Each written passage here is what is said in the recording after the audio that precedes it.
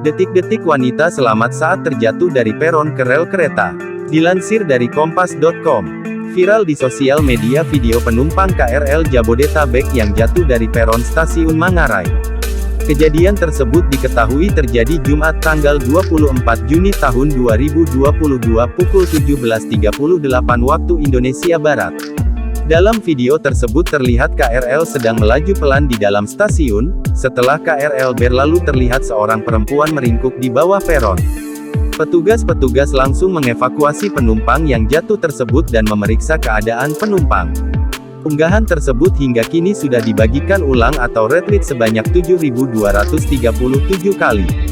Manajer External Relations and Corporate Image Kerkai Komuter Leza Arlan menjelaskan, penumpang tersebut hendak masuk ke dalam KRL 551 rute Cikarang Kampung Bandan di peron 6-7 stasiun Manggarai.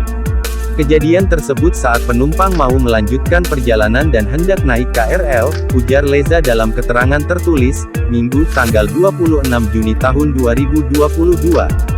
Kemudian setelah ditangani di pos kesehatan dan memastikan kondisi penumpang baik, petugas mempersilakan pengguna tersebut kembali melanjutkan perjalanan menggunakan KRL.